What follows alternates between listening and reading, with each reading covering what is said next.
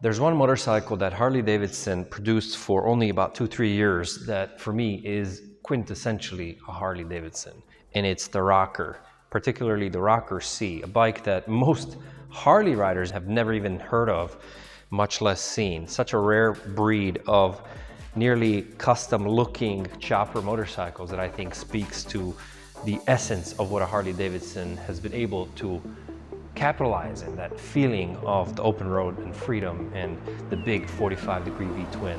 Stay tuned for a complete in-depth review of my favorite Harley Davidson ever made.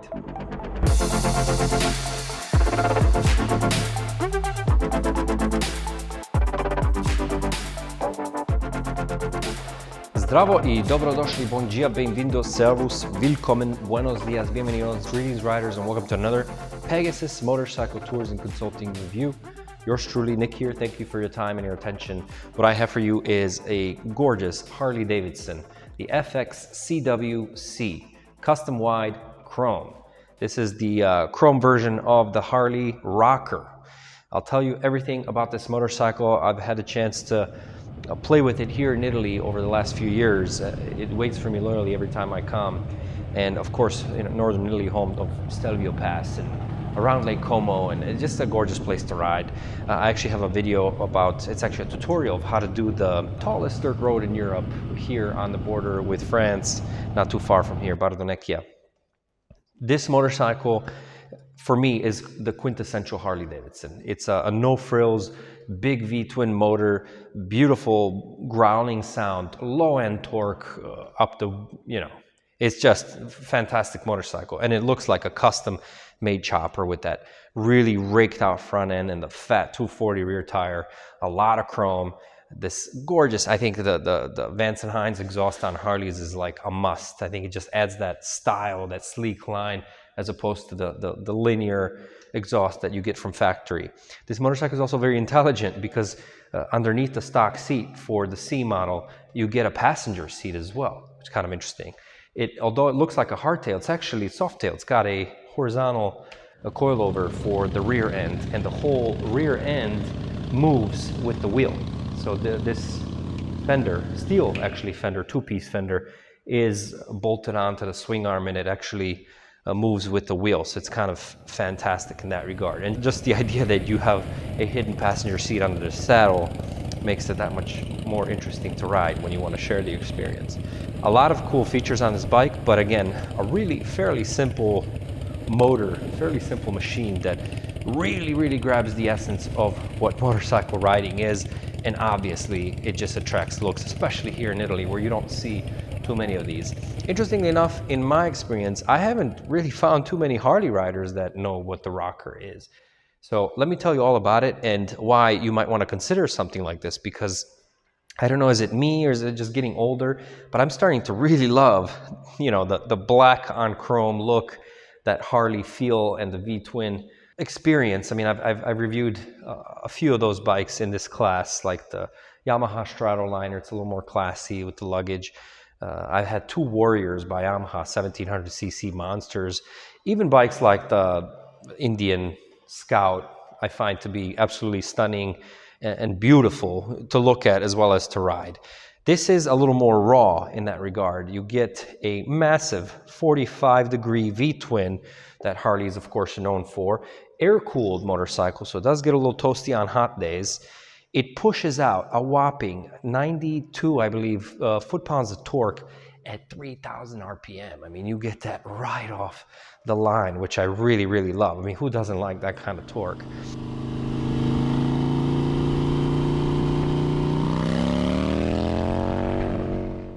This is a 1600cc or 96 cubic inch motor. So technically 1,584, I believe, is the cubic centimeter size of this motor. So it's the twin cam 96B motor married to a 6-speed transmission, and the 6th gear is marked on the dash. It's very simple, analog. Meaning I take it to be kind of like an overdrive gear. I mean, everything under 70 in 6th gear, the motorcycle is really bogging. So you want to be on the highway, put it in 6th gear and just cruise. It's not obnoxiously fast. That wasn't the whole point.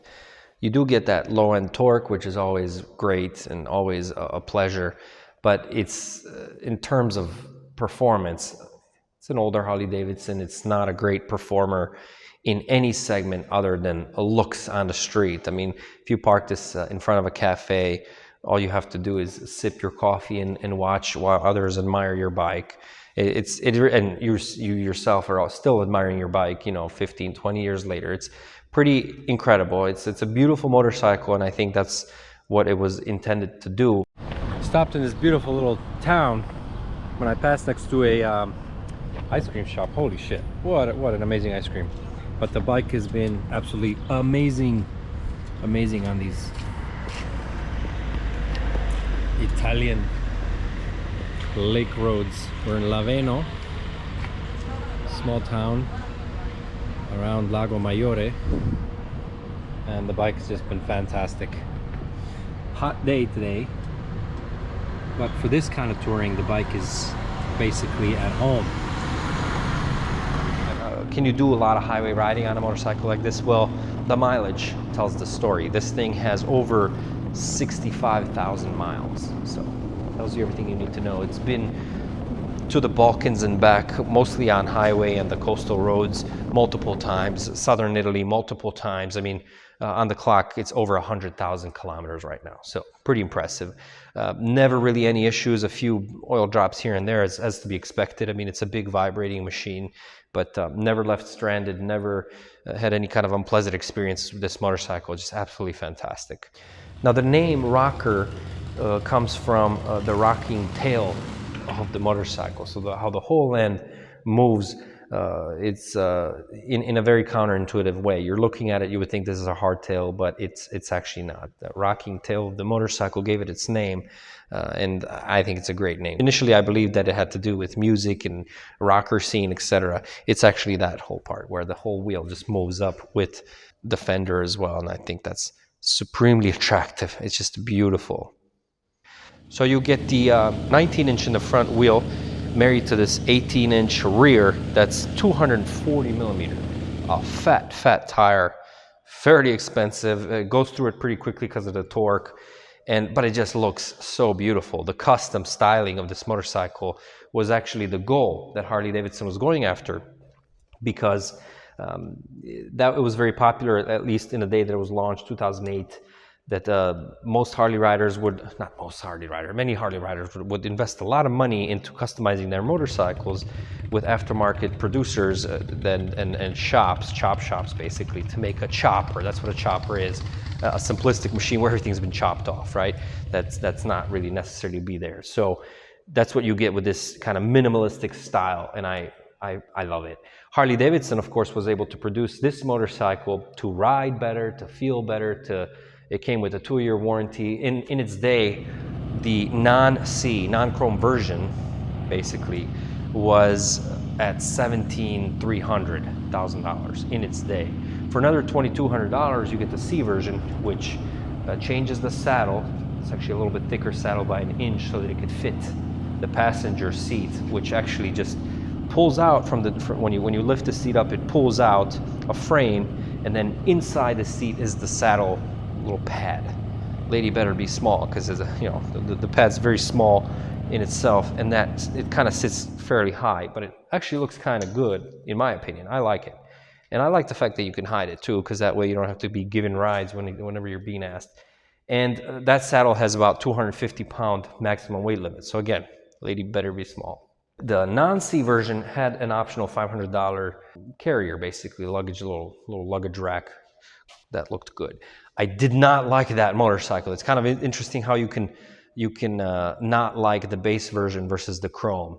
So there are 3 colors: blue, red, and black. And assolutamente nera, as we say here in Italy. Absolutely black is the way to go. You get the flames on all of them. I mean, cool, right? Flames on a tank. On the red, the flames are dark. On the blue, the flames are actually gray, so it kind of takes away from the blue, in my opinion. Doug Clarkson was the chief engineer, chief designer behind the Rocker C and the Rocker version. Again, the Rocker base model, non-chrome version, had the stainless satin metallic powder coating on much of it, such as any of the frame elements, the fork bottoms, I think also the oil cooler or the oil reservoir, and it just did not look right to me. And I don't think that should have left the factory. It really looked unappealing because it looked like plastic. I mean, metal pieces that look like plastic on purpose just boggles the mind, especially on a Harley. I think the wheels as well, where it's just awfully unappealing motorcycle. It's amazing how much the chrome on black changes things. Let's take you through some of the details of the motorcycle.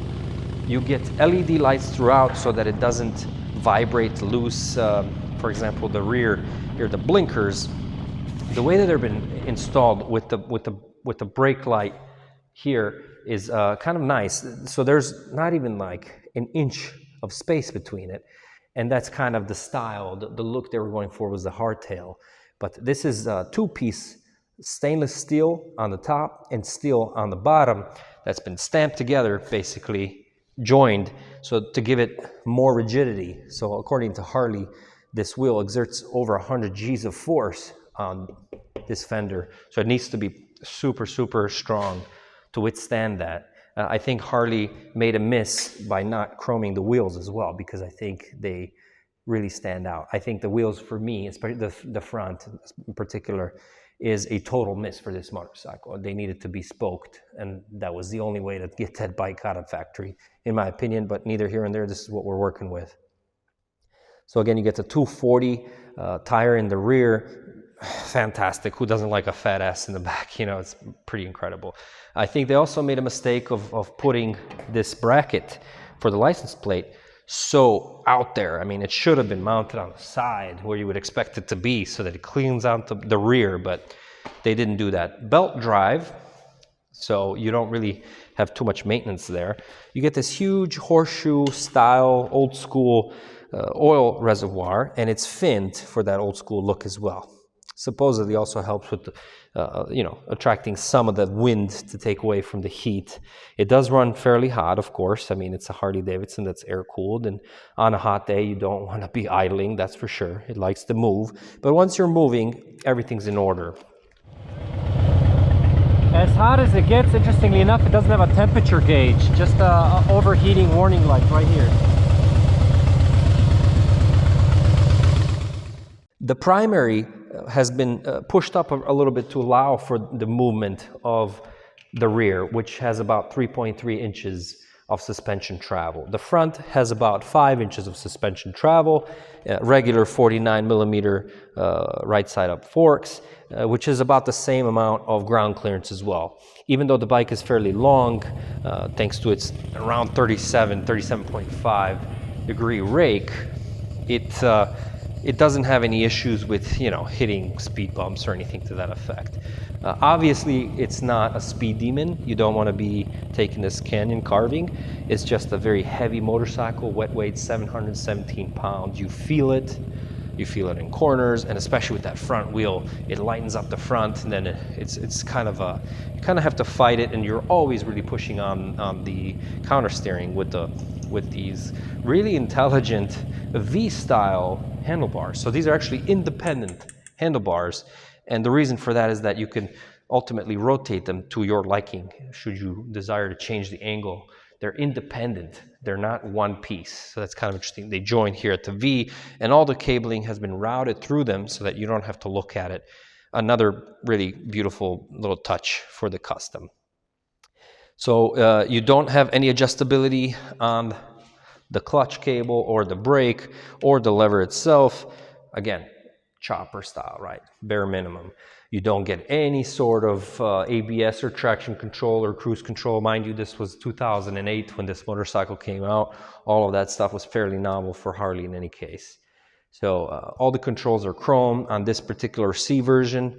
And again, fairly simple. You do get a gas gauge on the left side that's supposedly incredibly accurate. If you hit 0, you actually get on the dash, you get a counter. And if you're approaching 0 left on your trip meter, you better be near a gas station. Otherwise, you're going to be well, you're not going to be pushing it for very long because it's fairly heavy. It's a 5-gallon tank, I think 19.5-liter tank, and it's a fairly thirsty bike, I gotta say, but who cares, honestly. You get a simplistic looking chop shop style analog speedometer, and it does give you 2 trip meters and again a trip counter as well, how much miles you have left in the tank. So that's kind of neat. Very, very simple. The Harley also came with optional alarm system that blinks and you know, sounds when the bike is moved. Again, 6-speed overdrive. They really tried to give a few details on this motorcycle, the designers, so that the owners can continue to appreciate it even years down the line. So for example, the ignition here it looks like a grenade. It's kind of cool. That was the intended purpose, and they were actually going to change the key so that it looks from the tumble key that's round to a pin, so that it looks like you're pulling a pin. It's kind of fantastic. I think those little details are always cool. So you look at it, and you know, if you don't know that history, you wouldn't really think twice. But you know, if you owned it down the line and you had a key that you pull out like a pin, you're like, hey. Especially if you're you know, back from Vietnam, you probably remember that more than you wanted to. So really, really beautiful looking bike. This one has custom forward controls. It's really, really out there. I mean, very, very out there. When I'm on the highway, I actually put my feet back here, and I can, because obviously you don't have any wind protection, so it really matters to be down under as far as you can. So this is how, and I can cruise like this all day. It doesn't vibrate too much. I think my hand just gets numb in general with every bike. Obviously, no control of the suspension. The suspension feels like, I want to say a Cadillac, but more of a Lincoln than a Cadillac. It absorbs the road really well. You're not really riding this hard, so it'll take everything that you throw at it in that regard, and I think that's the best you can ask for from a bike like this. So let's see, what else? Again, regular 49mm suspension up front. Don't like those wheels, and I wish they added a second brake, because the caliper or the rotor on the front is the same size as the rotor in the rear, which boggles the mind. I mean, that's typically never the case. 292mm rotors, both front and rear. The front has a 4-piston caliper on the left side only, and the rear has a 2-piston caliper. Braking could obviously be better. It's a Harley, it's a heavy Harley, etc. So I just think that two sides, symmetrical looking braking system just looks better, aside from it obviously functioning better. You do have these very, very long forks up front. It would have been nice maybe for another stabilizer, because there's space. Again, there's only about 5 inches of travel there. So yeah, so that's basically the bike.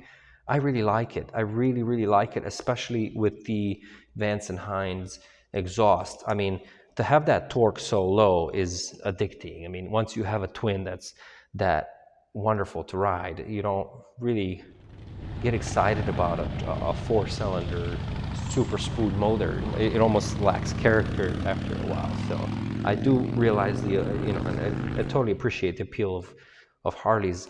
The Harley that I also reviewed on this channel, that kind of started that whole craze, right? In 1936, the Knucklehead. I mean, everybody's heard of a Knucklehead. I had the pleasure to ride one that actually sold for about, well, I shouldn't say what it sold for to respect the buyer, but after that review, it sold for above $100,000, well above $100,000. I mean, I think at Mecum it fetched in the 90s, and that wasn't satisfactory, so it actually sold for well over 100 to a private party after that, and that was an amazing motorcycle to ride. So I definitely understand the appeal of Harleys, and I myself have been the owner of the Harley Electric Glide as well, which I had married to a sidecar for my Pegasus Sidecar tours. If you're ever in San Diego, let me take you on a private guided narrated tour of the coast and San Diego to the wineries, etc., in the most unique ways. PegasusSidecarTour.com.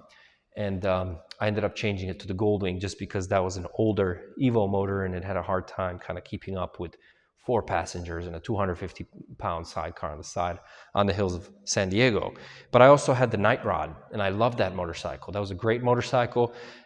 Not pure Harley, because Porsche developed that motor. It was a water-cooled motor, and it's just just feels different, feels much sportier than any Harley that you would sit on that I actually can compare to. So a lot of people compare this to the original Softail, but there's been too many changes to actually call it the Softail in that regard, or compare it to a Breakout or something to that effect. I just don't think it has that line. The tank has been extended. You have this really cool looking chopper seat. The rear end, the seat itself is about 4.5 inches of height, so it's very low. I just think it's in a class of its own. I think it's a beautiful, beautiful motorcycle. Even if you don't like cruisers, if you saw this on the street and heard it, and especially if you threw a leg around and took it for a spin, I think you would be pleasantly surprised. Might even make you a convert. I would definitely consider owning one because, yeah, they're just classy, and classy is always going to be cool. Now, some of the competition for this motorcycle, like the Honda Fury, for example, great motorcycle, but has this awkward space right here with this little puny peanut tank. Again, unattractive wheels, in my opinion. That's a beautiful motor up front, but just a weird pass-through space between the frame underneath the tank. It just does not look right. I mean, it's almost like when the Japanese started hitting the cruiser scene, they were doing everything they can to copy Harley Davidson, and a copy is never as cool as the original. Now, you do also have the Yamaha Raider, pretty mean looking bike too. But again, to me, if you're going to go that route, go with the Harley. At least there was some optional bags that came with the Harleys from the catalog, and I believe that Viking also makes some bags that could fit this motorcycle if that's what you're looking for. I actually reviewed the Viking Sissy Bar tactical backpack that I still use many years down the line.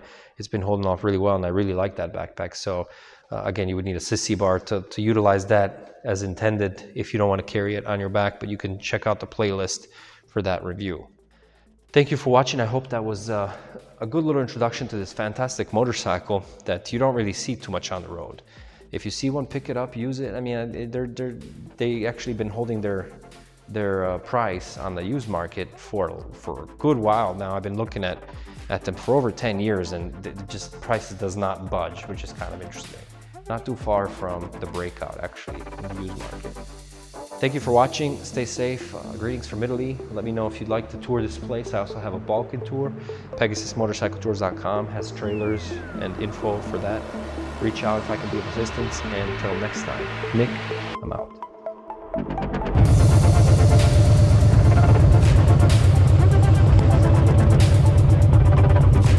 Very annoying to have to stop all the time to do this. And sometimes there are people, sometimes there are not. Probably like €1, and today I paid about $50 worth of this shit. Can I film? Oh, yeah. No, not you, the ice cream, Ah. Look at that, oh my god. Italian, huh? Thank you. Ciao ragazzi.